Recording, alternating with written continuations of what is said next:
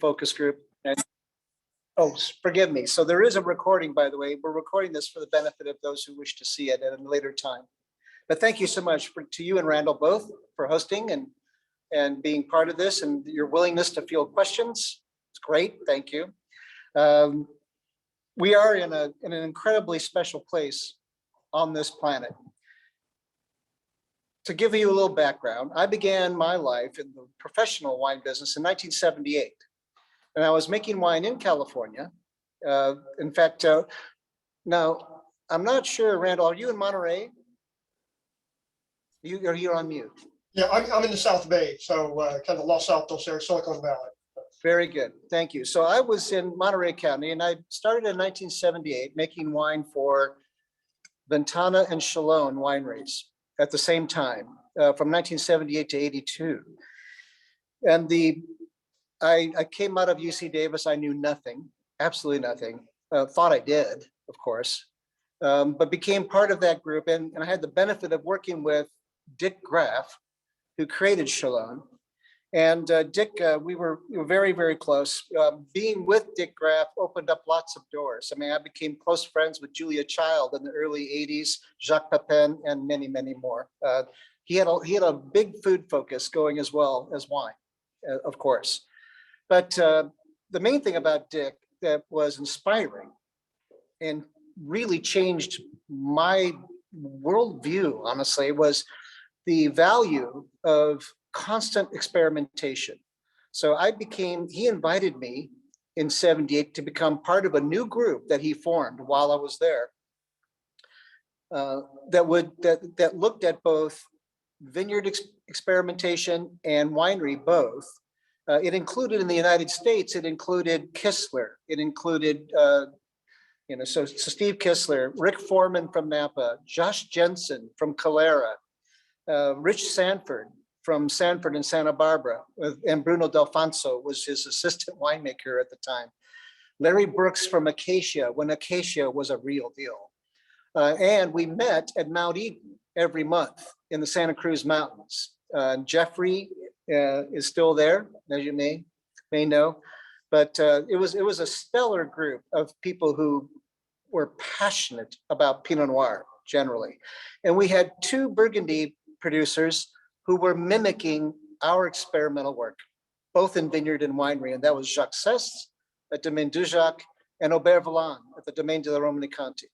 So because I was the youngest and I knew nothing, I was they made me be the recorder, the secretary of the meetings. So I took the meeting minutes, and at that time, you have to understand, this is 1978, and maybe a couple of you were close to my age. And you may remember that in 1978, that's when the fax was invented, okay? 1978, that's when the fax was invented. And so I used the fax to communicate with Aubert and with Jacques, sharing our meeting minutes. And it was just an amazing time, and such a fortunate thing for me to be in that group, to be allowed to be around these amazing people with such great experience. And so I was absolutely the perfect sponge. I kept my mouth shut and I kept my ears wide open, and I learned a great deal. But I more than anything, what I learned was the value of when people who have a singular mission to be good at something work with each other in complete openness, and who essentially do everything possible to find a way to better themselves, to better the art, the craft. And it was a wonderful thing. So that it was an amazing opportunity for me. I then went to, after 4 years of doing work for those two wineries, I started the Robert Talbot Winery in the Carmel Valley. And so I planted their vineyards, built their winery, and did that for another 4 years before finally making my way to Oregon, which is where I wanted to be. I had fallen in love with Pinot Noir early in life, and then tasting Pinot Noir throughout the US, well, throughout the world, I fell in love with examples of Pinot Noir from Oregon. And at the time, Oregon was not terribly consistent because of a number of issues. That's all been since corrected big time. But at the time, but there were examples, at least a half dozen that I had over the years when I was in California, that were riveting, compelling examples of Pinot Noir that made me realize that's where I wanted to be. And so in 1986, after creating the Talbot project, I moved on up to Oregon to start my own. In the end, to be basic about things, world-class anything in my world, world-class anything in the world of food and wine is always based on plant and place. It's always about plant and place. It's amazing how when you're young, you tend to think you're so important. And it's okay. It's good to have a lot of ego when you come into the world, especially into your working life. It's good to have a lot of energy and ideas and ego. But very quickly, I realized very quickly that if you want to be involved in world-class things in my industry, it's always about plant and place. The reason that Oregon works, the reason that Oregon really works for Pinot Noir, and it's honestly a very small area, it's not the entire Willamette Valley, it's quite small, is that we have the perfect environment that supports Pinot Noir. If you think about the great things on the planet, you guys are all about food as well as wine, obviously. You probably love San Marzano tomatoes. If you've ever had San Marzano tomatoes, and particularly if you're there in Italy and you try them, they're insane. They're unbelievably delicious. It's not because of an Italian genius. It's because that plant loves that place, and that place supports that plant perfectly. And those tomatoes are like nothing else in the world. I go to Japan every year. Every year, the last 2 weeks of April, I go to Japan, fly in to Tokyo, take the bullet train down to Kyoto. And in Kyoto, in the environment of Kyoto, the bamboo shoot that is grown there becomes perfectly ripe. And there is a group of people worldwide who know about this, who know about the bamboo shoot in Kyoto, who all migrate to Kyoto to be there for that period of 10 days to 2 weeks. And they go there and they gorge themselves like I do on bamboo shoot. It is insanely amazing. Everywhere else in the world that bamboo shoot is grown, it tastes like sawdust. It's incredibly uninteresting. But in Kyoto, it's that perfect environment. It's a place where that plant is perfectly supported. And it's crazy. It's incredibly detailed and complex. And I mean, it's religious, frankly. It's that good. So we have that same gift here in Oregon, but only in a very small part of the Willamette Valley. We have, it's no more than 5% of the valley is in fact world-class. And I'm standing in it with Jamie right now. And it is fantastic. Pinot Noir, of all wine varieties, Pinot Noir is in the DNA of the plant, it is the first to ripen, it is the first to gain sugar. If you plant Pinot Noir next to any other variety, anywhere in the world, Pinot Noir will gain sugar first, quicker than any other variety. It's in the DNA of the plant, which is why it struggles in hot climates. It's terrible because it gains sugar so quickly, it ripens so fast that the time that the fruit spends on the vine is very short. You have a short growing season. A short growing season equals lack of complexity. Everything in my world, everything's about long growing season, long time on the vine, because the longer you're on the plant, the longer that fruit is on the plant, the more you get complex aroma and flavor. That's where it comes from. It doesn't, you can't create that from a short growing season. And so that's why, and I'm sorry for those of you who like Napa Valley Pinot Noir, but it sucks. It does. It's just simple. When you grow Pinot Noir in a hot climate, it ends up being this monolithic hammer of a wine that it's bludgeoning. It's a bludgeoning wine that has no grace, no grace, no detail. Pinot Noir is all about detail. It's all about detail. It's what, for me, makes it by far, the greatest wine on the planet. When it is in the correct location, there's nothing close. Nothing has the detail. Nothing has the complexity and nuance of Pinot Noir. It's amazing. Everything else by comparison is simple. So we have that great fortune. And again, so over time, I learned, and anyone who's paying attention learns, that you're not important. I mean, when I met Aubert Vallon, I spent countless times with him in the domain at Romanée-Conti, and he's been here to visit me numbers of times, and he's been so generous to be here. Here's the guy who's the head of the DRC. He is so humble because, and he and I, it's the most wonderful thing to be with people like him, because they get it. They get they're not important. They get that they're not the gift. They get it.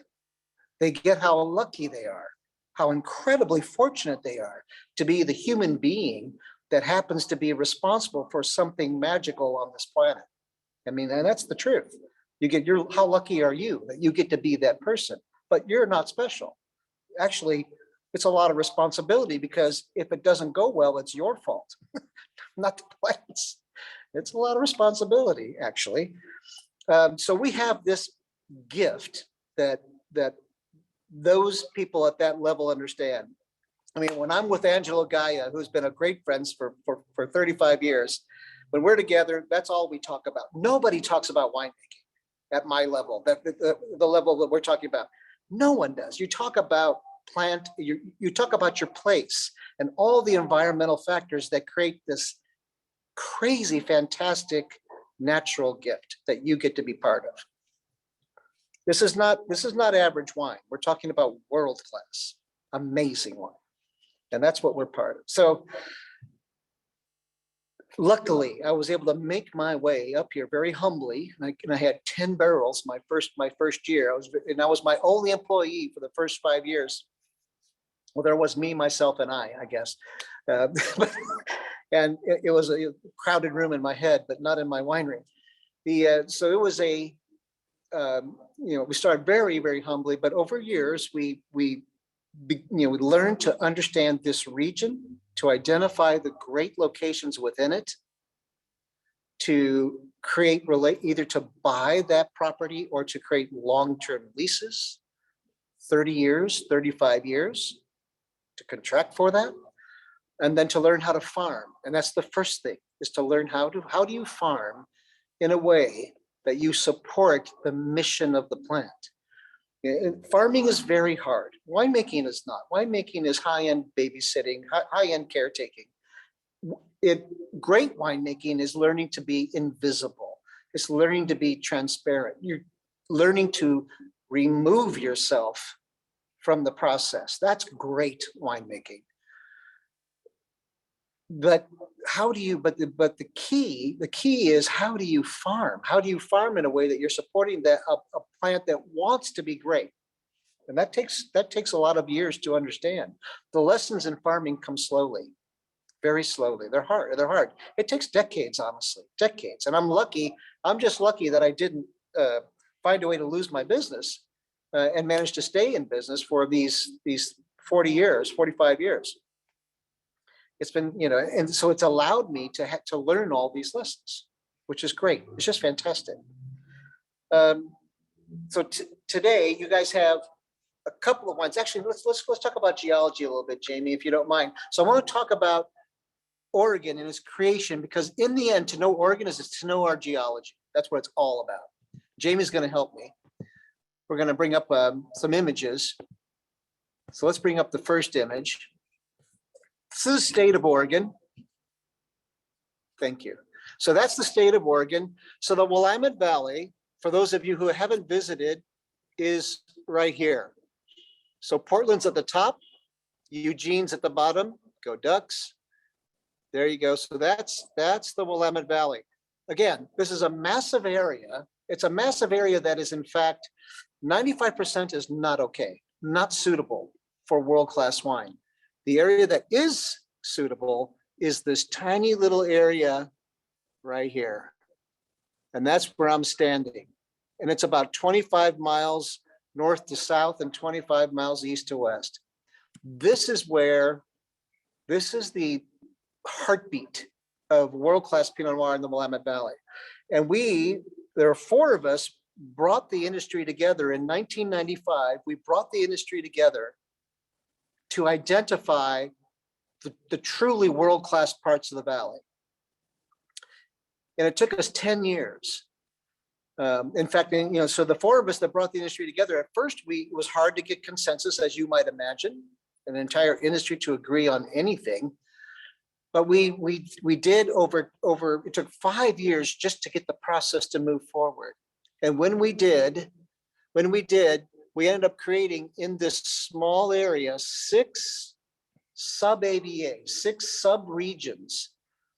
I'm sorry, an AVA is, and most of you all know this, but it's an American viticultural area. It's a federally recognized region. Okay, and so we created, 6 of us became the authors. I authored one of the 6 regions that were created in this area. And this is it. This is the center of our universe. Places like Dundee Hills that you've heard, Yamhill Carlton, which is I wrote that AVA, Ribbon Ridge, Eola Amity, McMinnville, Chehalem. All of these areas were created over 10 years and made real and federally recognized over that time. What counts about our area, what in the end, what drives aroma and flavor, and this is important because people talk about soil so much. Let's go to the subduction. Yeah. So this is a side view showing the coastal area of the state of Oregon.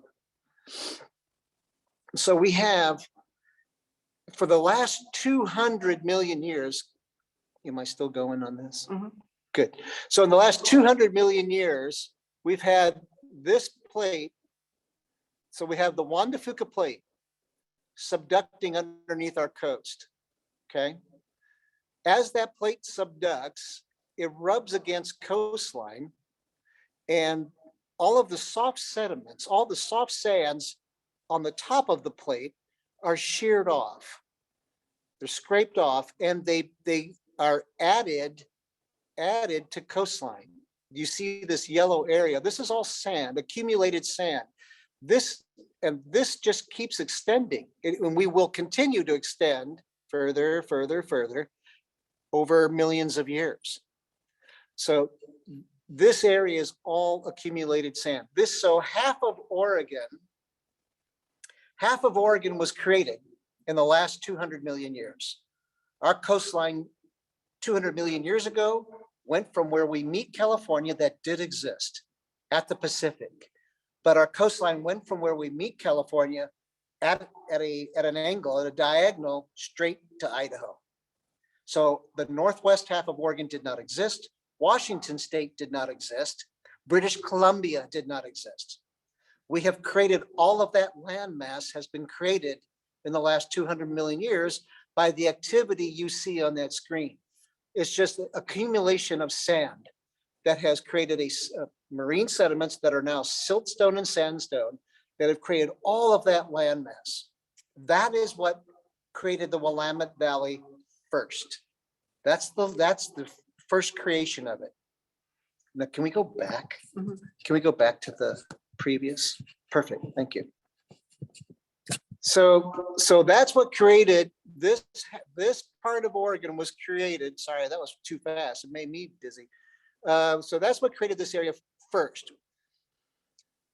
15 million years ago, there are mountains here called the Blue Mountains in the northwest part of the state, which are near Idaho, right here, Washington State, at that corner. The Blue Mountains 15 million years ago were the most violent volcanoes on the planet. They issued so much lava, so much that they filled in the center of the state, which was a massive basin where Bend, Oregon is, filled that in with a half a mile of lava that cooled to andesite. And then once that got filled in, they continued west and created this area, including the Willamette Valley. Okay, all of it. And so this was already here, but remember, it was sand. And so this material, because the Cascades weren't here yet. So Mount Hood wasn't here. The Sisters, St. Helens and Rainier and Washington, they were not here yet. The Cascades didn't exist. It was all downhill. And so that lava created a veneer of volcanic material over the sand.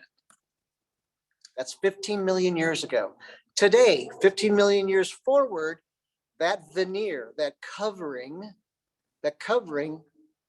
of basalt has vanquished. So can we go back to me? Yes. So now that mantle, that covering of basalt is almost gone. There are simply islands that are left now. And they're islands you're aware of. You know the names if you know Oregon. So but those islands that are left of that flood would be the Dundee Hills, the Eola-Amity Hills, and McMinnville. So these are volcanic areas that still exist that material came from Idaho all the way across the state. But they haven't weathered and gone away yet. They're still here. Around those islands, though, all of that volcanic material is gone, and you're back to the original marine sediments that were here first from the plate activity. It matters. Why does it matter? Because when you plant Pinot Noir in volcanic material, in what's left of that volcanic flood, when you plant Pinot Noir in that, the wines are going to be fruit driven. In Dundee, it's more of a red profile, strawberry, cherry, raspberry, very laser-like fruit driven wine. In Neola, it's darker. It's going to be plum, cherry, blackberry, darker profile, but they're all about the volcanics are all about fruit. Where that mantle's gone, where the volcanic is gone, and you're back to the original sand that was put down by plate activity, the original sand, like Ribbon Ridge, like Yamhill Carlton, where I am here. In those areas, the wine, instead of being fruit driven, is very savory, incredibly savory. So you're going to see anise and clove and sandalwood and chocolate and cedar, tobacco, really different. And it has everything, and it has everything to do with that mother rock. It has nothing to do with soil. People talk about soil constantly. Soil is incredibly unimportant, actually. People don't realize this. It's actually, people should not talk about soil. Soil is where things degrade. It's important. Let me do this. Oh, please, yeah. So we're going to show a profile.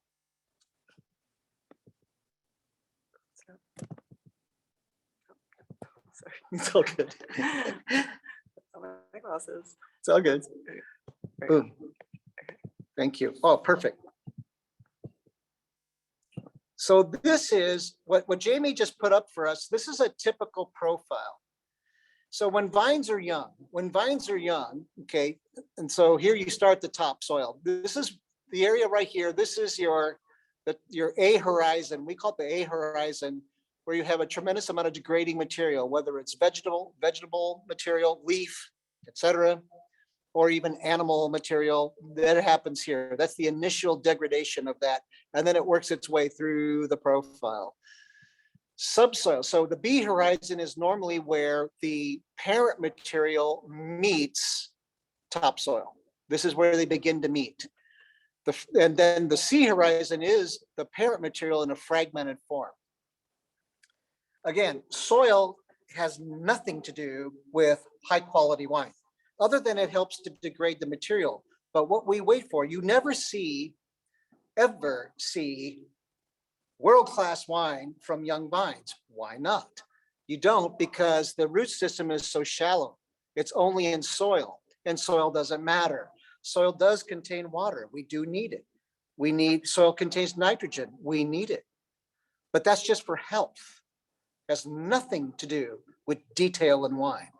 That's just for health. And that is important, absolutely. But it has nothing to do with complex world-class wine. You don't see detail until your root system is into your parent material. This is where you have the cache of mineral: manganese, phosphorus, potassium, zinc, copper, iron. That's where it's all at. It's all down here, not in the soil. It's down here. And that's why we treasure and value older vines. Why? Because they're so deep. My gosh, they're so deep. They're so engaged. And how deep are they? 25, a mature vine is 25 to 30 feet deep. They're crazy. They're crazy. They're intense. Vines want to live. It's amazing. Thank God. It's hard to kill them. But they go past soil. So you will get about a foot of depth a year in your rooting. And so our soil here is probably 3 feet in the marine sediments, about 3 feet of soil that we've created over those original marine sediment deposits. In the volcanics, you're about 10 feet of soil. And so it's a waiting game. You know you're going to get about a foot of rooting a year, 1 foot of rooting a year, and you're just waiting as a grower, as a winemaker. You're waiting for that point in time where that root system has gone past soil and it begins that handshake. There's a handshake with the mother rock, with that rock that was laid down. You have a handshake, and you begin to see detail. You begin to see personality. It's not just a muddled thing. It has personality. It has true qualities that you can pick out and identify. But that doesn't happen until you reach that parent material. Nothing happens until you're there. Soil is not important. No matter what anybody tells you, don't let anybody tell you that. They don't understand world class. Okay, soil is, if you're trying to create a lot of wine from a patch of ground, and a lot of soil gives you a lot of vigor and you can create a lot of wine, but it's never going to be world class, ever world class. So that's the important thing is getting those. And we're lucky now that here in Oregon, we're at a point now where our vines are mature. It's an awesome thing that I'm alive at a time where we started so early, and I'm alive at a time where you're seeing these vines that are now so deep, and they're getting all this character. And I get to be, it's like a gift, every year I get to receive this fruit that is amazing, and to work with it and to learn how to keep myself out of the picture and to protect what I've received, so that what's in that glass, what ends up in that glass, is all about that place. It's all about something crazy special and not about me. That's what counts. So you guys, today you have 2 wines in front of you. I'm sorry, I'm going to get to the wine eventually, right? Yeah. Jamie's looking at me like, hey, come on. So we have the volcanic, which shows you that you see that volcano with lava coming up in the middle of it. This is from the Amity Hills, which is all volcanic. And so it's going to have a certain personality. that wine. And then you're going to have the other wine you're trying is the sedimentary. This one shows, that area where the plate is, I'm sorry, I'm looking at it myself. I should share this. It shows the plate going underneath the coastline and the creation of all of those sandy areas. And again, they're vastly different. The volcanic will tend to be fruit driven, very laser like, whereas the sedimentary tends to be very savory, very floral, spicy. It has all these things that are not necessarily fruit driven. And it's a good thing to know about our region. Once you know that, and you may not describe it the way I do, nor should you. You'll have your own opinion, but I guarantee you that you will have an opinion, that you will see a difference, and you'll describe it your own way. But once you do that, then when you're recommending wine at your place, at your club, wherever you are, when you're recommending wine, you will make a better decision. You'll help your clients make a better decision on what might work with whatever dish they're having. As an example, for me, it's seasonal. I like the volcanic wines because they're so clean and pretty and beautiful. And again, very focused. I like the volcanics in the summer when we're eating lighter foods, lighter fare, not as heavy, cleaner.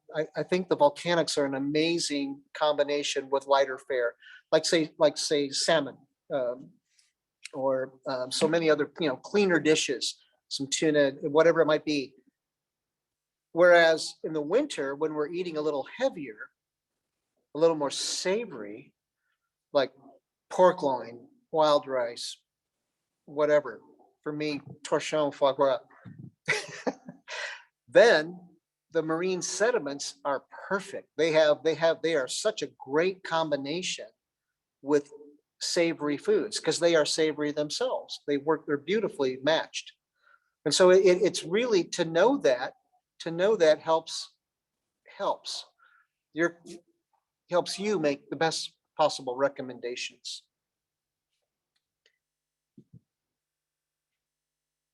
So I can go on and on, but I don't know if there's any chat questions that we might have that Randall or Ryan, that you guys might have received. Yeah, I haven't seen any yet, Kim. But so maybe I'll ask you one, if that's okay. You're very humble in saying that, the wine, the quality comes from the vineyard. I understand that, but how you must have to make adjustments due to vintage variation. So maybe talk a little bit about that. Obviously, not every vintage is going to taste quite the same, and how do you, timing of harvest, kind of when do you interfere and how do you have to handle that? Well, we don't really. I understand what you're saying. We like vintage variation. I like it. I like the fact that we have years that are more, perhaps, more tightly wound, more acidic, more structured. I mean, and that's natural from a cool year, right? From a cool year, Randall, we're going to have that naturally. And those wines in the beginning of their lives will not be as effusive. They'll not be as engaging. There will not be as much breadth in terms of texture. They're going to be a little more narrow, a little more angular. We know that, but we also know that the aging pattern for those wines is going to be very long and really fun. And you're going to see lots of complexity over a very long period of time that develops. Whereas in a hot year, in a very warm year, the wines will be, because there's lower alcohol, or higher alcohol and lower acidity, the wines are going to be more lush, inherently more lush, but perhaps not have that length of life that you would see from those cooler years. We don't want to interfere. I'm not going to take a warm year and manipulate it to make it something different. I think anytime you do that, my feeling is anytime that you are doing that, you see it. I see it. I see the manipulation. I think there's value to the honesty in the wine. A lot of value to honesty in the way that you approach the vintage. Now, I will tell you though, it makes it in the vineyard, we will react more strongly, honestly, in the vineyard. As an example, in the one thing, what really was holding Oregon back in the day, in the 70s, in the late 60s, 70s, and the early 80s, was that there was no control over crop. None. Of all fruit in the United States, including California, all fruit, I was there. All fruit was sold by the ton. All fruit in the United States. The first time, and so when we went to Oregon in '86, we immediately realized that there was that the way in which the relationship between growers and winemakers was broken. It was broken because you had to have tools in a cold year where you struggled to get the fruit ripe. Particularly, Randall, if you have a lot of crop, in our area, if you have a lot of crop in a cold year, it's going to be a struggle to get that fruit ripe before fall rain begins. And if that happens, you're screwed. You're going to have disease, dilution, all kinds of issues. The only way to solve that is to remove the workload. Think of the plant like a car. Let's just use an anomaly. Okay, so your leaf surface is your photosynthetic engine. That's your engine. Okay, and the leaf surface is pretty much the same every year. Your engine is pretty much the same every year. The surface, that surface is kind of the same thing. It's whatever it is, it's the same. But your load, the weight that you're asking that engine to pull down the highway varies tremendously. You have years where you naturally have 4 tons an acre, years where you naturally have 2 tons an acre. So if you have a year that's cool and you have a lot of weight, a lot of crop, you're going to struggle. The only way to be successful is to remove crop, is to remove the weight. It's like, imagine if you were walking up a hillside with a backpack. You're on trail and you have a backpack on and you got a 40-pound pack and you're going to go at a certain pace with that 40-pound pack. If you take 20 pounds out of that pack and put it down on whatever it is, your frozen food, whatever it is, you put that on the ground and you're going to be at a clip. All of a sudden, you're going to be walking a little faster. You're going to reach the top of that hill sooner. That's exactly what we had to do. We had to create a new model for how we could remove crop. And so we, in 1987, created the first acreage agreements in the United States, not just Oregon, in the United States in 1987, where we went to our growers and we said, look, we have a problem. We need, in a year where we are challenged, we need to be able to go in and without hurting you, Mr. Grower, Mrs. Grower, without hurting you, we need to have the right to remove crop. And we want you to have the same paycheck. We want you to still be paid well. And so we created that in 1987, where instead of being paid by the ton, we said, we need a new way to do business. We're going to pay you by the acre. And so that you don't care anymore. You don't care at all how much crop is there at all, because you get the same check.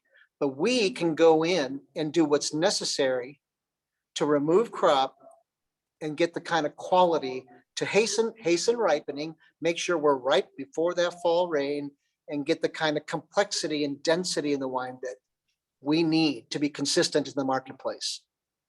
That's what we had to do. And so we did that in 1987, first time ever in the United States. And that was massive and so our wines from those challenging years in the late 80s, people tried them in my industry and said, and they were seeing the difference in the complexity and density of those wines. compared to people who had been rained on, let's say, who didn't have that the right kind of contractual agreement. And so that they saw that now today. So over the years, we've transitioned as a region, we've transitioned big time to now all of the top level producing wineries use this methodology. They all do acreage contracts. Everybody does, but that was novel back in the day. Yeah.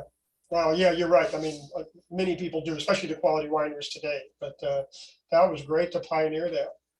Yeah. We did get a couple of questions. I wanted to ask first, and hopefully it's not too geeky and maybe it won't take too much time, but about your clonal selection. Because, I know, what I've read, I mean, Oregon, there were some pioneers up there, Dickie Rath and then some people that really pioneered, some of the clonal choices out of Pomard and different places in Burgundy. And, some did well. And I know, for instance, some of the Chardonnay clones they used didn't do so well back then. And Right. a lot Fair better enough. today. I mean, Oregon Chardonnay wasn't very good for a long time, but now that's changing. How do the clonal choices really work with you? No, that's an awesome question. And it has been important to us, very important.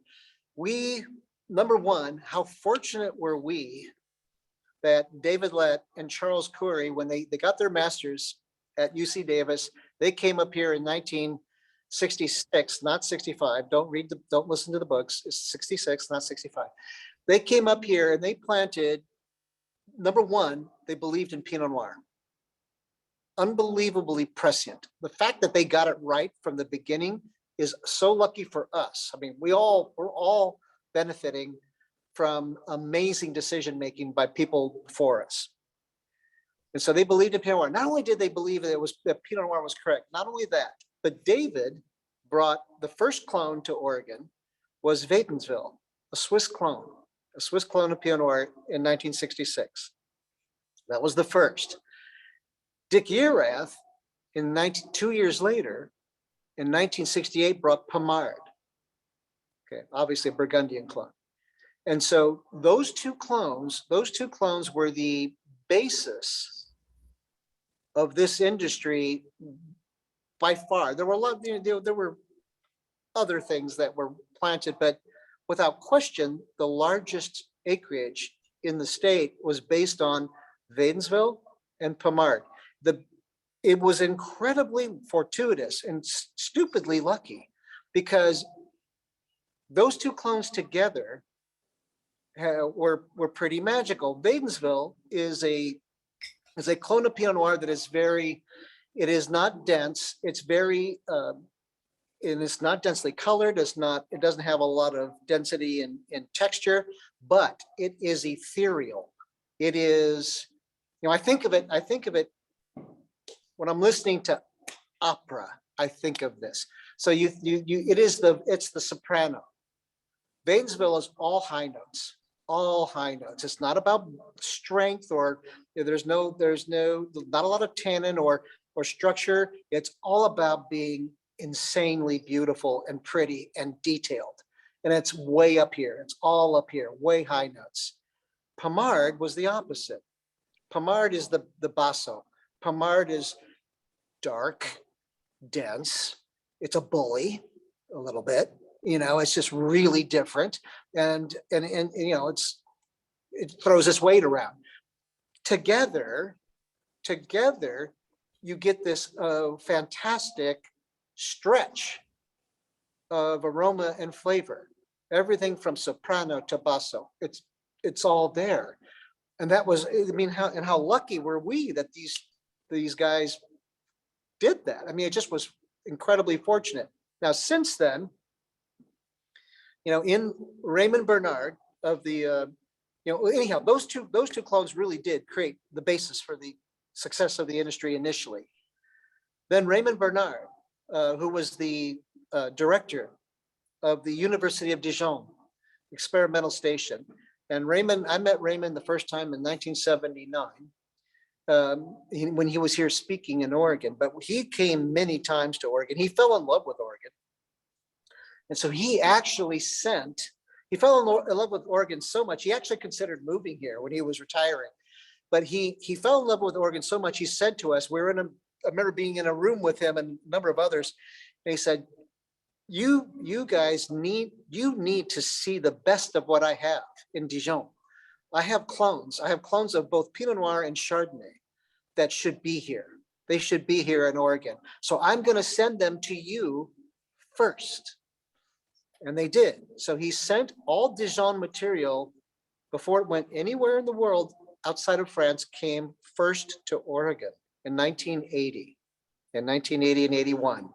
We received those clones through the Department of Agriculture in quarantine. They went to the Oregon State University. And we had a virologist there, Ron Cameron, who took the material, and his job was to make sure that it was clean, that it was healthy before releasing it to the industry.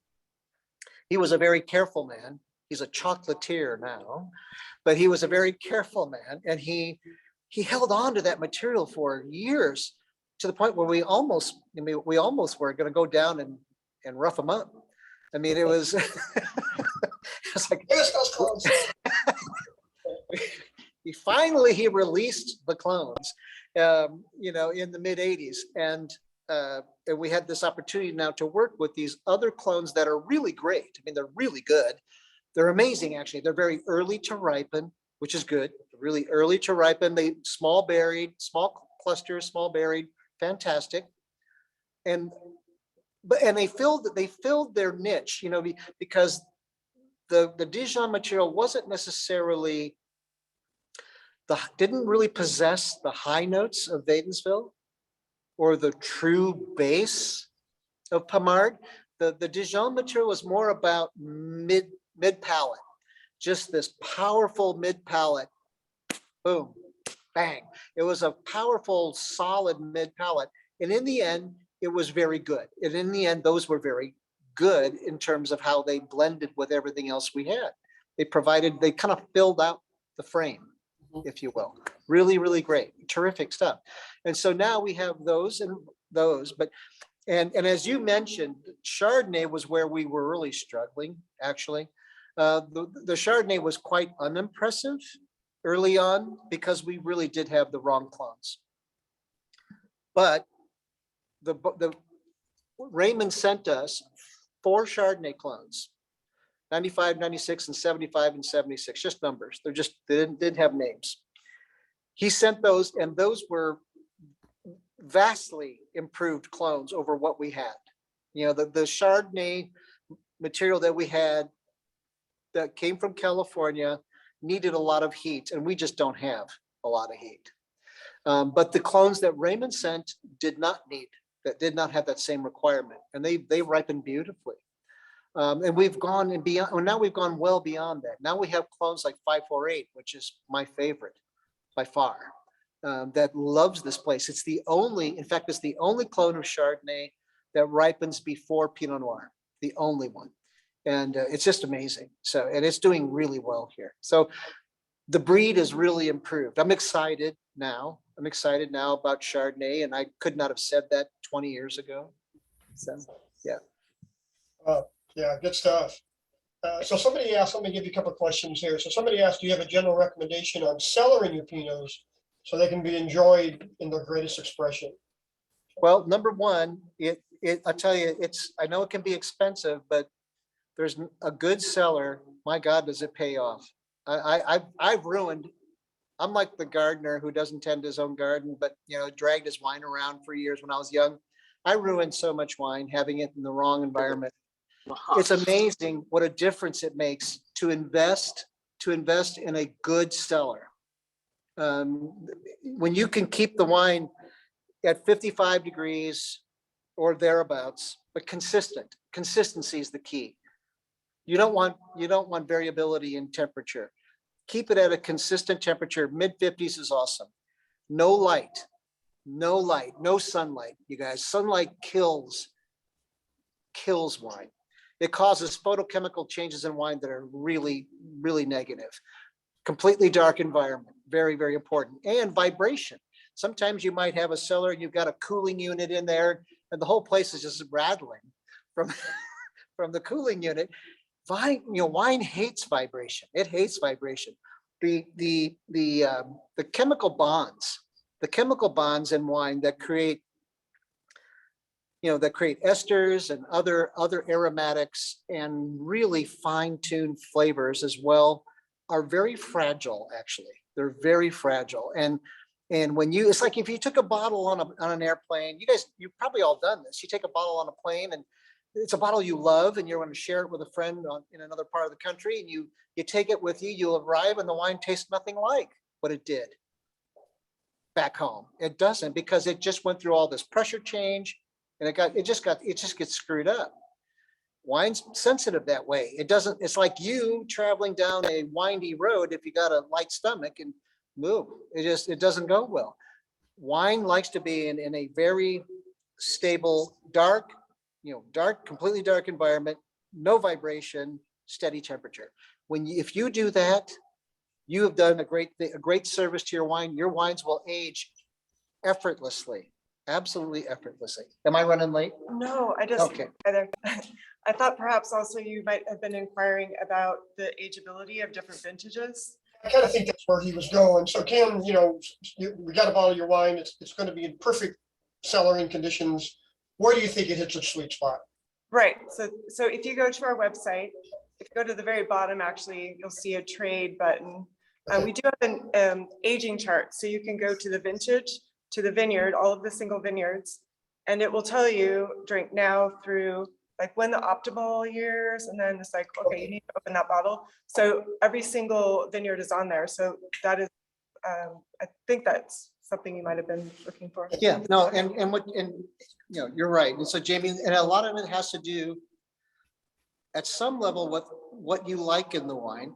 If you're looking for the wines to still have that primary fruit from when they're young, you're going to want to enjoy that wine in its youth. And I would say, Randall, that's more, say, 2 to 6 years. 2 to 6 years, you still have all that beautiful primary youthful fruit, which to me is very attractive. But I also enjoy the nuance we get from aging. Right. And that's different. And I can tell you that we've had bottles that were 15 to 30 years old. And believe me, stunning Right. examples, but they came from great environments. Right. That also, and you may have some older vintages in your cellars there at the clubs. As a director of wine at a very well-known restaurant here, we had wines on our list that people would pass over because of the vintages. People would skip right over 2011, for instance, or 13s, and after some time in the bottle, because wine is living and constantly changing, evolving. Those vintages became super desirable and could not keep them on the list. They sold out. All 11s, 13s. They were scoffed at early on. People are so quick to prejudge vintages before they've had time in the bottle. And so every vintage has a story. This is, a true representation of what was happening in that vineyard, in that vintage. And so, yeah, sometimes you just need to wait a little longer, but Patience. if you can. Brett had asked that question. So, Brett, the answer is you need to buy enough of Kim's wines that you can them up and enjoy them at all the different stages. So, Hey, Ken, I have a quick question for you from one of the participants. He says, lots of your neighbors in Oregon aren't making the 2020 vintage. You spoke about letting there be vintage variation. Is that how you were still able to make a 2020 vintage? Yeah, so And they're drinking 2020. you're trying the 2020s now. So 2020 was a difficult year on a number of levels. As we all know, you had COVID. And in March of 2020, essentially, and you all experienced this at some level, I can only imagine what you all went through. But restaurants, for us, restaurants essentially shuttered nationally. We lost half of our business in 2 weeks when restaurants shuttered. It was serious. And so in my industry, a lot of owners, winemakers in my industry did not respond well to that. I mean, not only that, but we had the smallest crop level in our modern history. It was the smallest natural crop ever. And so there was only about 1.5 tons on average. There was 1.5 tons an acre. It was almost impossible to make money. So you had COVID and the reaction to that, and then you had the small crop level, and then we got 2 weeks from 10 days from harvest, and we had fires in a northerly part of the valley and a southerly part of the valley that affected some vineyards. And people, to be clear, people, I mean, they honestly mentally quit. They honestly just mentally checked out. It was and that's not just in our industry. I mean, it was a weird thing to watch people just quit. And part of it was that because a lot of people did not react well to COVID and stopped selling their wine, their inventories had backed up tremendously. Their inventories backed up. Their banks were in their office running their world, because and their banks were telling them, you can't create more inventory. You're not selling what you have. And so for numbers of influences, numbers of reasons, people kind of checked out. For us, we saw it as, it was certainly a challenge, but we needed, because we've seen what's going on in Australia for the last 15 years, what's been going on in California with fires over the last 10 years. We needed to address it. We needed to find out, what can we do? What approaches to these issues with the fires, the smoke from that fires? What can we do to either mitigate or eliminate that effect? And so we actually did tremendous amount of, because our main vineyards were in the middle of the area, not north and south, so we didn't see as much affectation. So we actually bought the crop of a vineyard of a winery that decided not to pick. We bought that winery's vineyard in the Chehalem Mountains that was hugely affected. When you walked into the vineyard, it smelled like an ashtray. We bought that 25 tons. This is real. I mean, this is not playing around. We bought 25 tons and brought it in. And before we brought it in, after we contracted for it, we did a worldwide literature search. And we found, my assistant, Jeff, found this incredible study. We looked at everything in the world, but he found this incredible study from Italy where they had used ozone. They were using ozone to eliminate smoke effect from grapes, where they were taking actually ocean-going containers. Okay, so ocean-going containers, making them tight, and then they would bring in the fresh fruit, they would put it in to this container, and then they would gas it with ozone.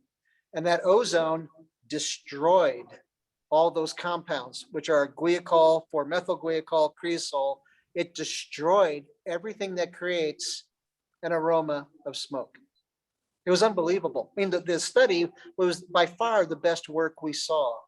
And so we big time got into that and initially used ozone. So we did a 25-ton study. We did a control where we didn't use any at all, obviously, of 5 tons. Then 20 tons we did the ozone treatment. And it was stunning. I mean, when we ran the 5 tons that were not treated, I mean, and we're filling our fermenters, we were all there, put it with our heads in that above the fermenter as we're filling, and it smelled like a cigar. Then we ran the 20 tons that were treated, and nothing, no taint, no nothing, just fruit. It was absolutely unbelievable, the difference it made. So over the course of that year, we learned an amazing amount. There were so many things that were developed. And so in the end, it was about, I mean, I really believe in human ingenuity. I believe that we are incredibly creative, and that when we are challenged, it's incredible what we can do. It's amazing what we can do. And my team, our whole team, was all on board, unbelievably on board. It was a fantastic, 2020 was my favorite year ever, because it was frankly so inspiring to see our team come together and have a big challenge and solve it. It was just the best, just the best. Ken, I think I have one final question for you in lieu of time. I've been allowed to drink wine for the last 20 years legally. And it seems that over that 20-year span that the Oregon region has grown and evolved more than any region in the world. Where do you see the region going over the next 20 years? Well, great question. I think we need to protect. So I just started as good for you. And I'm concerned about us as a region because we're very small. We don't have economic power. We can't bully anybody with dollars. What we can do, what we have is incredible quality, and we have to protect that. We have to protect that because we will succeed if we do that, if we protect the quality of what we have. And so we have introduced in this last year, our team right here, this winery, and for our industry, we have introduced what is called Oregon Promise. Oregon Promise, and you'll hear more about it. Oregon Promise is every winery that signs up to make a pledge with Oregon Promise is telling you, they're promising you that what is on the label varietally is 100%, not 70. The federal standard is 75%, which is very sad. I mean, it's really just not okay. But Oregon is higher. We're 90% as a state, but it's still not enough. 90% just begs the question, what's the other 10? So we are taking it to 100. What's on the label, whatever you see varietally, is 100%.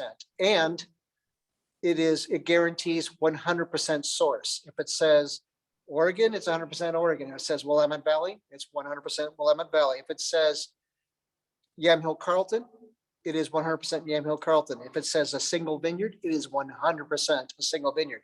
So this is a new thing that we have started. And so will be the third region in the world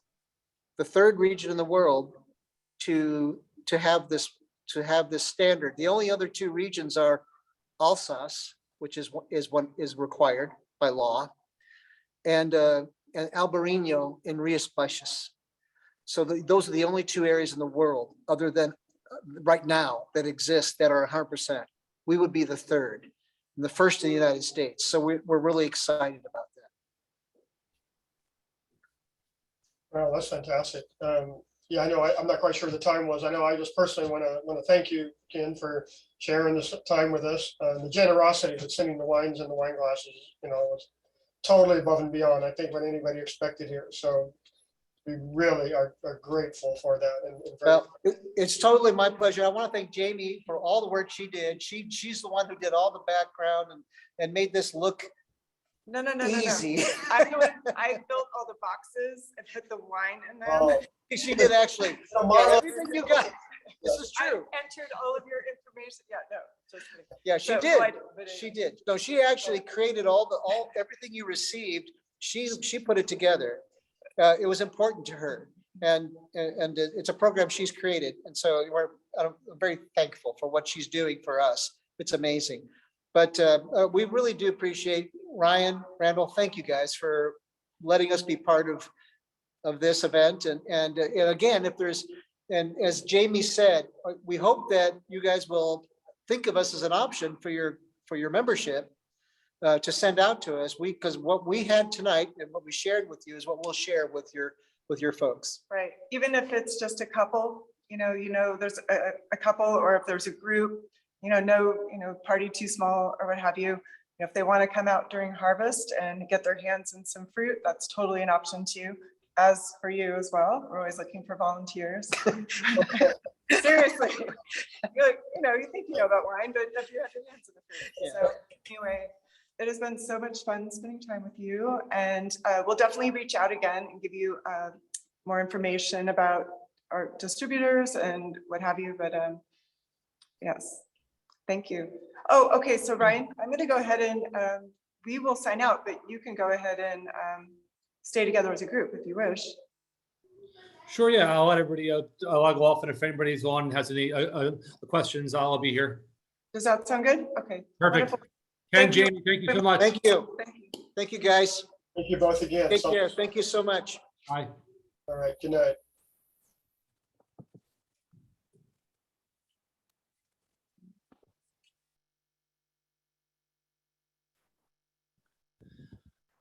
Hey, Yes. nicely done, you guys. Really well done. Hey, Carl, thanks. I don't know if you can hear me, but very nicely done. We could. Yeah, hey, guys, it's Jack. Yeah. That was the best. I mean, the package that they sent us is unbelievable. And Ken's time, the time he put into it is fantastic.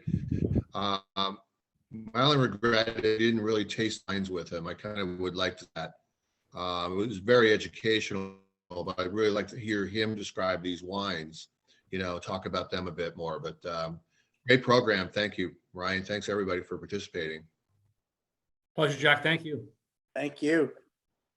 Yeah, I know. That was just the best. I mean, he's so passionate about the soil and what's going on up there. I mean, it's pretty, a lot of people do get on and they just want to talk to the wine.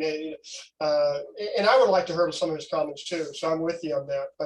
But I do think his explanation of how he values, where those grapes are, it's pretty special. There's people that make good wine all over. But there's only a handful of people that kind of take it to that level, and it's very special up there. I'm going to venture a guess here that Paul Smith is out of wine. Did you drink all your wine, Paul? Still got a little bit left. Yeah, there you go. I can't believe Paul Smith is ever out of wine. Thanks, Rick.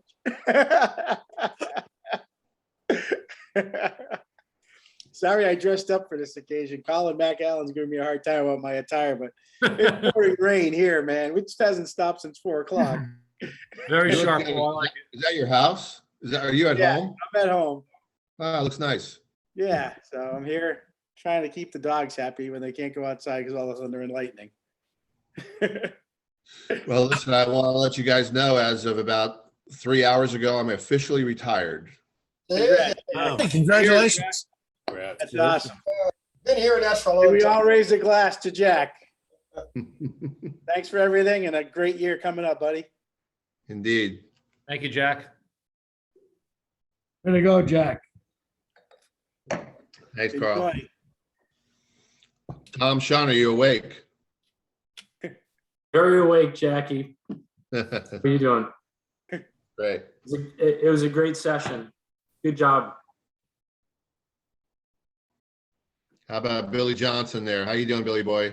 I'm doing good, Jackie. Hey, I'll tell you guys something. If you want to go to a great event sometime, it's always the third week of July. There's an Oregon Pinot Noir Festival up in McMinnville, and it is outstanding. Just look it up online. It's a great, they bring Pinot Noirs from throughout the state. They also bring in some from California and yeah, but it's a great event, great way to get introduced to Pinot Noir in Oregon, and all the wineries are very supportive and very welcoming. So take Is that the it out. Oregon? the So, Pinot- Billy, I was worried on when you first made that comment, you were going to invite everyone to have me take them to a baseball game. Wrigley. Well, I'll have to check if the third weekend in July, if the Cubbies. Hillsboro Hops, which is the Single A team of the Arizona Diamondbacks, happen to be playing. They're right out there outside of Portland. We'll take that in too.